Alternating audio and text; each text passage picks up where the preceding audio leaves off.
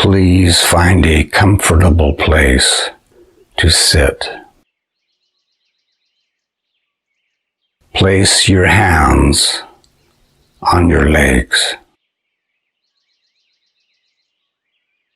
Close your eyes or keep a soft focus on the screen.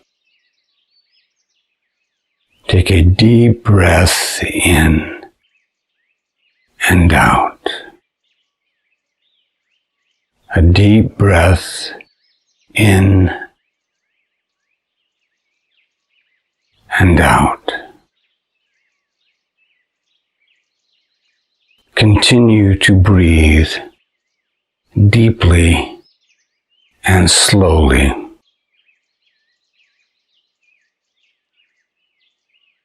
Feel relaxation flowing down from your head into your neck, into your shoulders,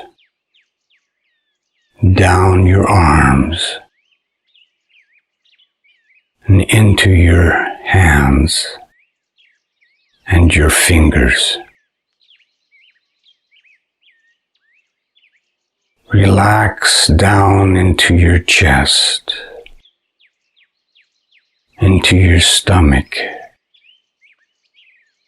and down your legs, into your feet. Continue to breathe deeply and slowly.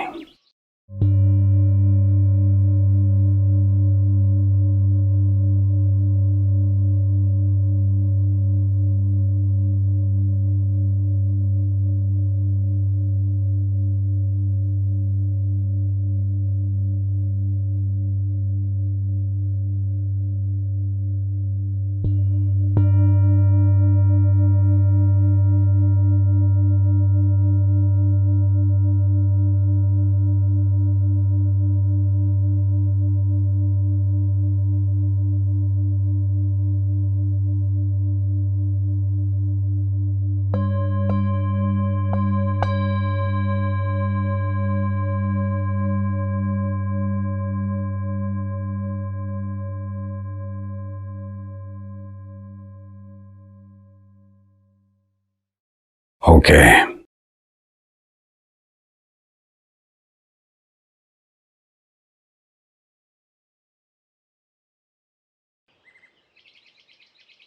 Welcome to the 15th and final lecture of my happiness class. Today I address the question of happiness education. I wrote my book, Educating Angels, Teaching for the Pursuit of Happiness, to make the case that empowering students' pursuit of happiness should be the explicit primary purpose of education. If happiness is the main goal of life, it follows that empowering students' pursuit of happiness should be the main goal, the main purpose of education. And I believe this is the most moral purpose of education because it treats students as ends in themselves. It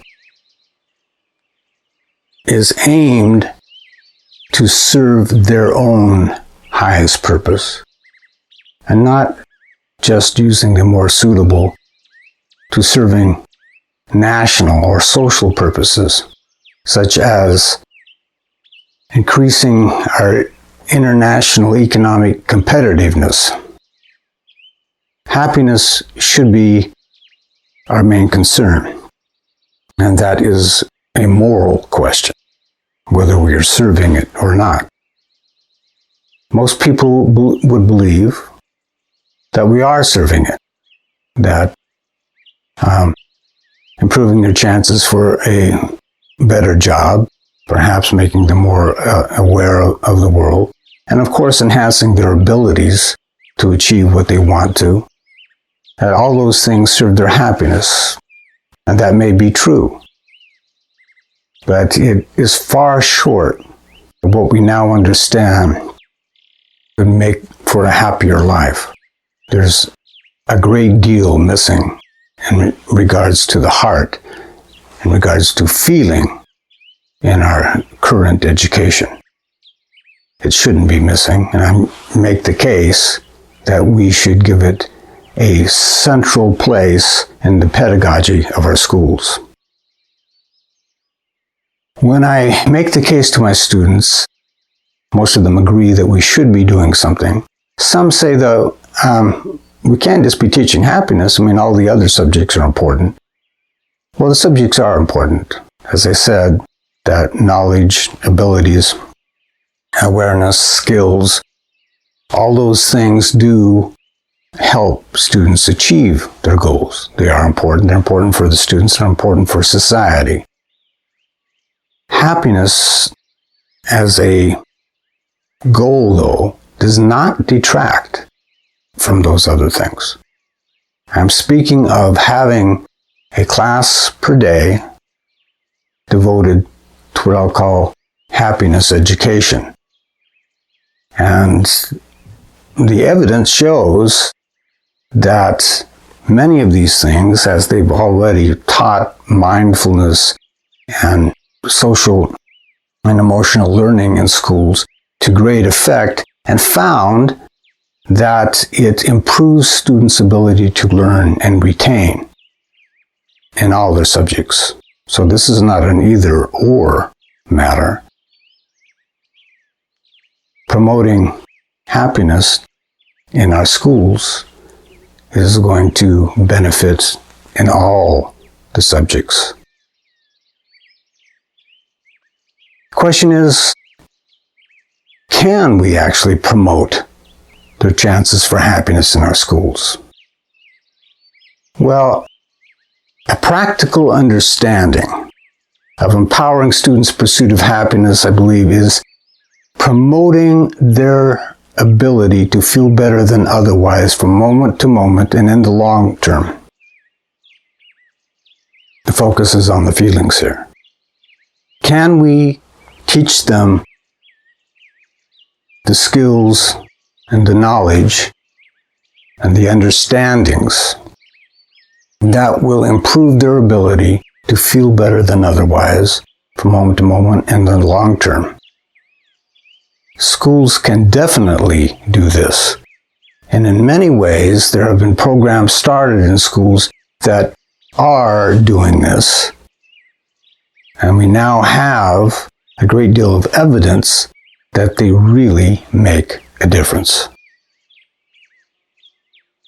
Schools can certainly provide this type of knowledge, and some schools are now bringing it in. In India, in New Delhi, happiness classes have become part of the daily curriculum to great success, from what I understand. A happiness pedagogy would involve 6 things that we would focus on. First, inner awareness, social awareness, fostering appreciation, mental techniques to feel better, something I addressed in an earlier lecture, promoting expression and engagement, which has something to do with their learning about their passion and how they engage in the world. Finally, inquiry into the big questions of life. This may seem a bit mysterious, but I believe that in the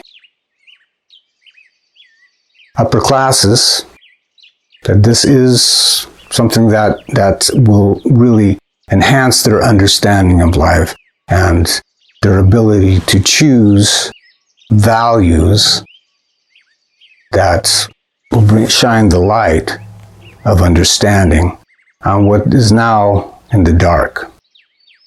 Philosophy is important. First, inner awareness is something that you gain through practicing mindfulness and meditation.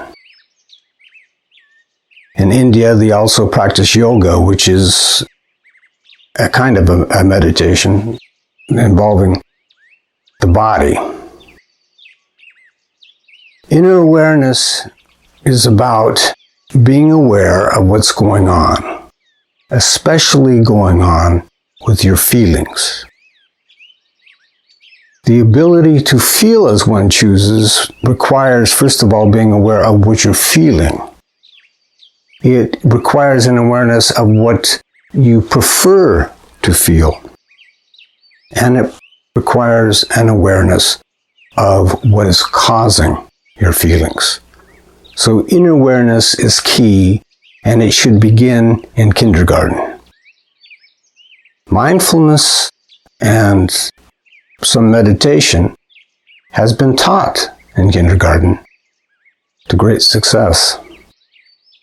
It's something that has been a matter of scientific investigation and a lot of studies. Yes, kindergartners can learn this. In fact, they say that they love it. So we have actually a growing body of studies that show that many of the things I'm talking about actually have an effect and have proven themselves very successful in our schools. There have been a number of the things I'm talking about have been taught in certain programs for decades. Some of them have begun to be introduced more in the past 10 years. So we have a lot of evidence to the impact of these types of techniques, understandings, engagement, etc. in schools, and how much benefit the students actually get out of this. Turns out it's a great deal of benefit, and we really haven't gone nearly as far as what I am advocating. Social and emotional learning has been a program taught in thousands of schools for decades. And it involves having students become more aware and talking about, for example, their feelings with other students. And of course with the teacher there, that they share their feelings and they talk about them. One of the things you gain, of course, is that when you're talking about your feelings, it makes you a lot more aware of what your feelings.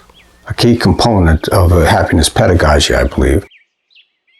And when you're listening to other students talk about their feelings, you also discover just how similar their inner lives are to your inner life.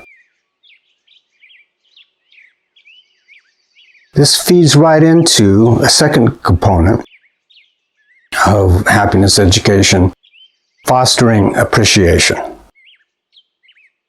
The more aware you are of how all the other kids are similar to you, that their inner lives are like your inner life,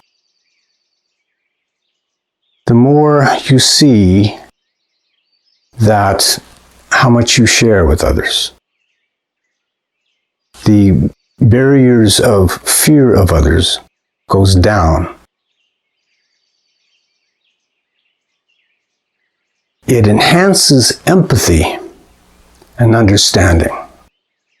Children will grow to appreciate others more and fear them less.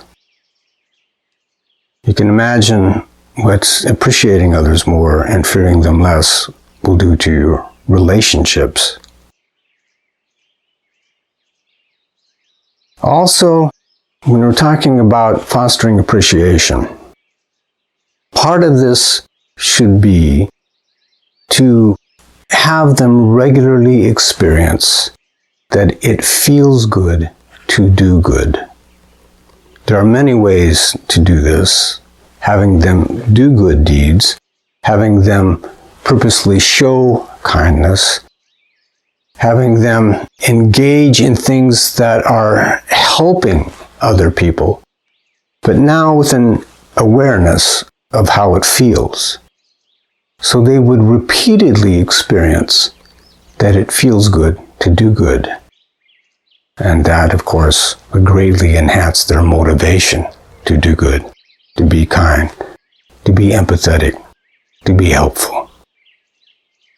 Talk about a real change up in teaching values in our schools. We would connect it to their hearts and their experience. And that would probably be far more powerful than just telling them they ought to be good. When it comes to mental practices, of course, I've already talked about many of the techniques in a previous lecture. Mindfulness and meditation, of course, are the core practices. They should be taught and practiced in kindergarten and all the way through K-12 education. It should be part of their daily practice. Mindfulness and meditation are core, of course.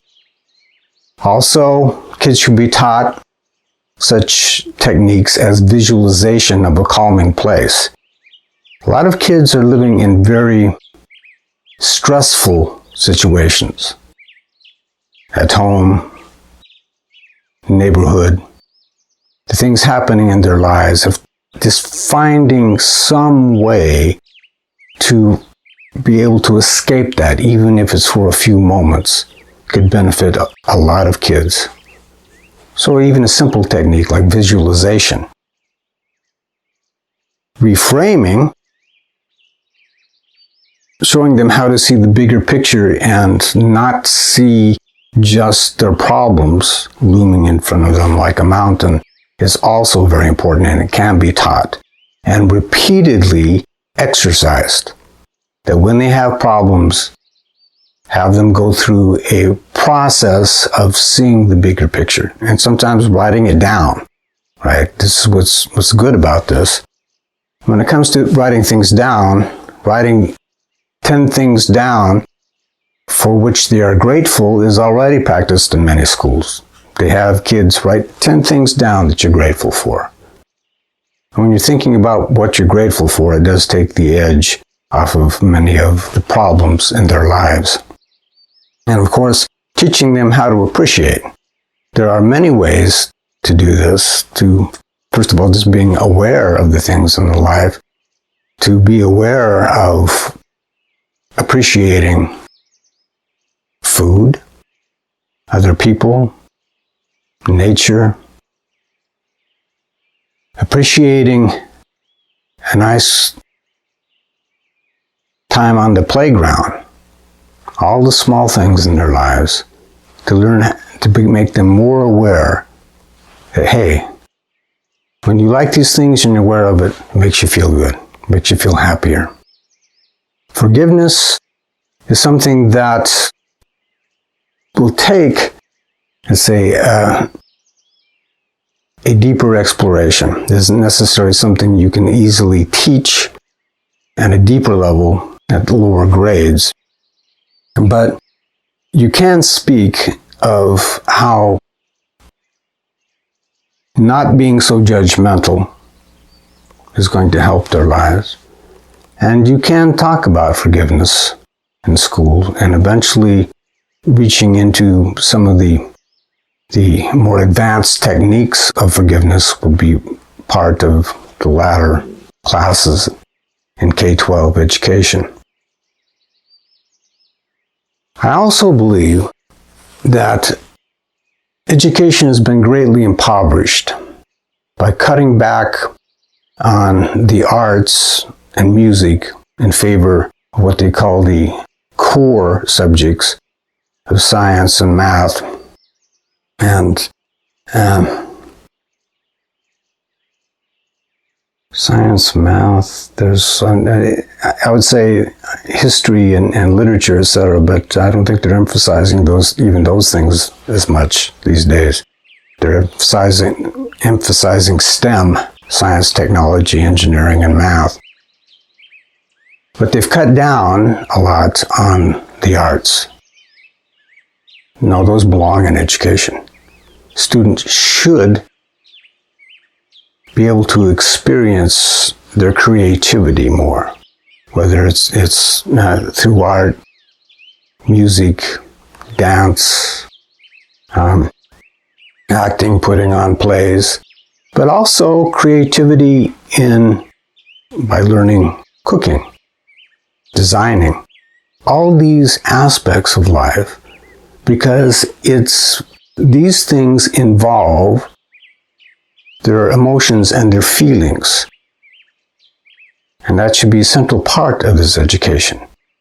And by expanding the opportunities to engage in a lot more things than are being taught in our schools today, they have a chance to learn their passion. To learn something that, say, hey, I like this. I mean, it could be learning mechanics, right? Fixing cars. There's all types of different activities that kids can engage in, that they can learn, say, this is what I really like. Find their passion and therefore find their joy. Now, does this mean that science and math and all the other things that we supposedly want them to do to enhance our economy should be left out? No, actually, a lot of students are going to find their passion in those types of things, that they're really interested. I mean, there are students who are very interested in math and science, and many of the allied types of subjects. They should be able to experience them, and in a practical way as well. Hands-on type of things. That may be where their passion lies. So they should discover what they most enjoy doing, and that gives them more opportunity to learn where their passion lies. When it comes to engagement, engagement is what they would mostly do outside the classroom. And it can involve all kinds of assignments. I mean, assignments to perform random acts of kindness, for example, or engage in a service project, helping other people. But to engage in activities that are shown to enhance happiness. And these can be programmed into education. I would emphasize engagement with nature as something that students, I think, have too little of. And why not, as part of their education, doing some gardening, going for meditation walks?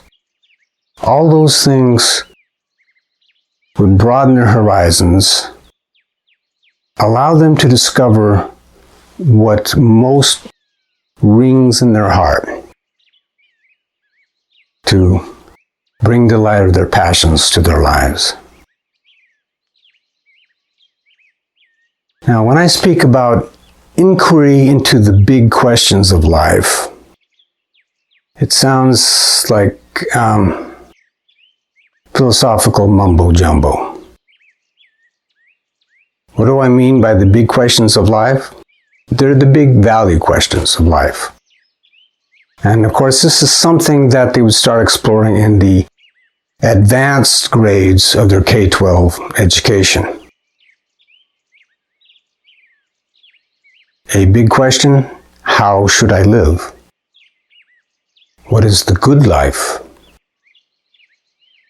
What is the social good? What is happiness? What is love? What is freedom? What is justice? These may seem like philosophical questions, but we all answer these questions in our daily lives by what we choose and what we value.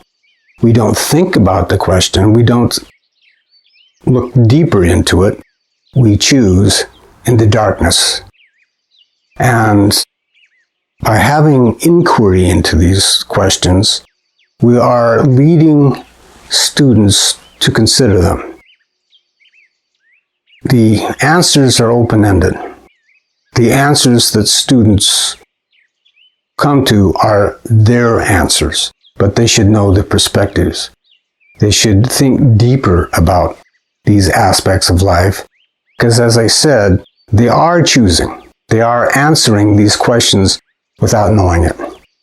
And all the value questions of life, to bring them more into focus as an inquiry. And when they're open-ended like this, like we're off on an adventure to find something, not to just receive the wisdom from the wise teacher, but it's an exploration so that they can discover and answer the questions. And this actually increases their motivation a lot. This type of engagement, they're a lot more interested when they see it as an exploration rather than a receiving of knowledge and wisdom. So by turning learning into a quest, it's going to be a lot more engaging and effective, and there's actually a great deal of evidence to support this. You're also learning things when you are trying to figure out a big question, if you will. It's going to engage your creativity. It's going to teach critical thinking and problem-solving skills at a higher level than you otherwise would. It will also improve your communication skills, because obviously this would involve a great deal of class discussion. I see the grade progression. It's a beginning in K3, kindergarten through third grade, as emphasizing the practices of inner awareness, of social awareness, and learning all the mental practices. They can start these things in kindergarten and keep developing them, if you will. And we don't have to get into the intellectual exercises at that level. It's more an awareness of feelings and the ability to feel more as you choose that we should be developing at that level of education. And grades 4 to 6, I think we should continue with the mental practices. I mean, the mental practices of mindfulness and meditation should be part of their education throughout K-12. But there, I think they should be broadening and deepening their exploration of the kinds of feelings. Some of the topics that I have addressed in this class. Learning about feelings, learning about types of feelings, learning about the consequences of feelings, learning perhaps about the sources of feelings. These would be the type of topics that they could be exploring at that level. When you get into 7th grade onto 12th grade, is there, I believe, that you can go into the philosophical questions, the big questions of life, and start exploring them more. And you should also, at that level, start learning about the science of happiness, the how of science, the why of science, and the findings of science at the upper grade levels. In higher education, of course, you can go deeper, go academically deeper into these questions, into the science, into the philosophies, and learn more about the social implications and the practices that might benefit the students and society as well. So I see this progression as part of what I would call a happiness pedagogy developing through the years of education. What would be the outcomes? I'm not talking about putting happiness outcomes on the accountability test. I'm talking about the real impact on students' lives. First of all, they're going to be a lot more aware of what they're really looking for in life, for what they're really looking for in all they do. They'll be far more aware of feelings, and that what they're really looking for is a preferred feeling. Just being really aware of what you're really looking for in all you do is a great benefit. They will also have an enhanced ability to find mental shelter in the storms of life, in the stresses of life. The ability to get some space, whether it's through visualization, reframing, practicing coming into the now, those abilities are going to help them deal with so much of the stress of life. It can make a big difference in students feeling that they are not powerless in what's happening in their lives, what's happening at home and in their school life and on the streets. They will learn that they do have the power to escape, to distance themselves, and what an enormous relief that might be in the lives of many children. They will also be aware that deeper peace and joy are possible. To what they can aspire to, which kids these days have no clue. Kids of the future, going through happiness education, would be aware of this, what they can aspire to. And having this sense of purpose and going farther in their happiness could also make a very big difference. They would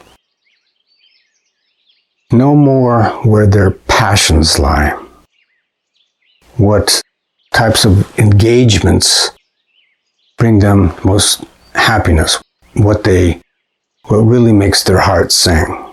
And this, of course, could make a big difference as well. They will understand themselves better. They will have actually explored what's going on inside them deeply and continually, and practice means of being aware, more aware of what's going on inside and what seems to be causing it. So they will understand themselves better. And through the exchanges about feelings with other students, they will understand others better as well. And that will really enrich their relationships. And relationships are very important in the pursuit of happiness. They will also be far more aware through repeatedly experiencing it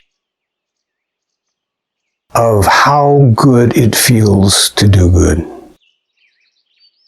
How good it feels to be kind, generous, and helpful.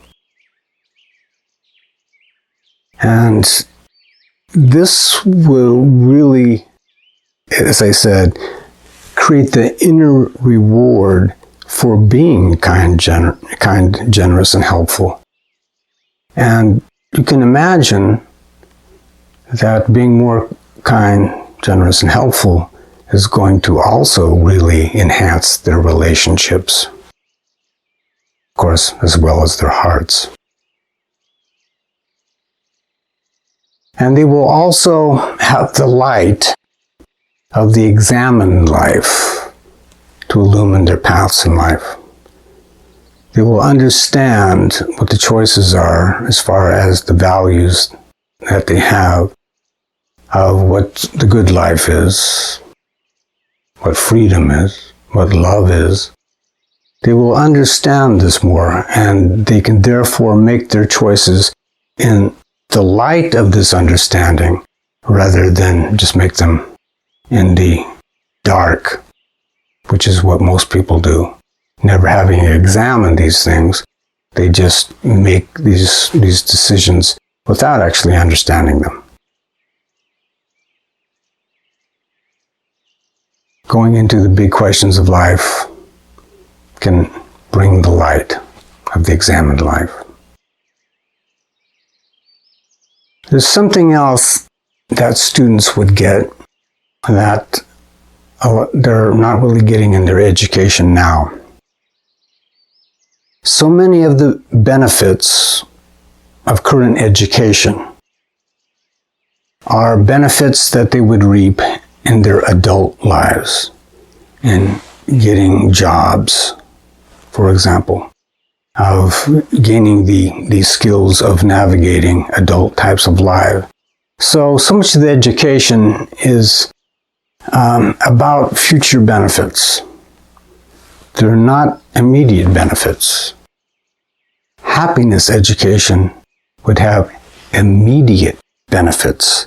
They would immediately feel and experience the benefits of what they would be taught about happiness, practices of happiness. That they don't have to wait until they're grown up to taste the fruits of their education. They can get them right now. And you can imagine what that would do for motive, for their motivation to learn. They get the benefits now. That's no small achievement. Of course, am I just blowing in the wind, whistling in the wind? Is there a snowball's chance that happiness will ever be made the primary purpose of education? The short answer is many of the things I just spoke about have been introduced into schools. There's growing interest in it, especially because they really seem to make a difference. There's some resistance to it, of course, but there is growing interest in enhancing children's ability to be aware of feelings, of bringing in mindfulness and meditation. And as I said, there have been many studies of the effect of bringing these into schools. They'll have a class that are taught these methods and other classes that aren't. And the difference is striking in changing the behaviors of children, changing the motivations. Their academic performance goes way up. And that carries over to all the other subjects as well. So this is a win-win situation, happiness education. It is not a matter of pushing the other subjects aside. It will enhance their learning in those subjects as well. And as I mentioned, changing their behavior. Behavioral problems in classrooms go way down. And students love it. They love these practices. They love this focus. They love the fact that they now have some ability to change what they feel. An ability to not just react to things, but to have some space and choose. This, of course, these studies and its findings are spreading. So yes, there is growing interest in some form of an education that brings in the elements of what I'm calling happiness education. There are also many organizations who are becoming interested in this and pushing it, and many people who are starting to spread it. I've had students tell me that their children in school are doing things like the gratitude practices and the mindfulness practices, etc. So it seems to really be gaining some traction here. I believe the possibility is there. Of course, the makings of a movement may be there, but you're going to have to change a lot of minds. Can't imagine changing the primary focus of education from the mind to the heart. But things do evolve, they do change, and Those who let's say, are benefiting from the status quo as it is, can also change their mind. It's a lot more fun to teach when you know that you're making a big difference in the lives of students. It's better for the students, it's better for the teachers, it's better for society. So I don't tell my students that they should join the cause. I say that if you find that this actually is something meaningful, maybe you can at least add your voice.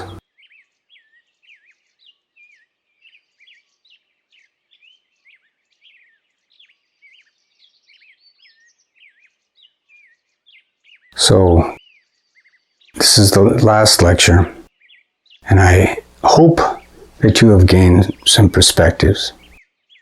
I hope that you have gained some insights, and I hope that you have gained some means of feeling happier. I wish you love. I wish you peace. I wish you happiness. Namaste.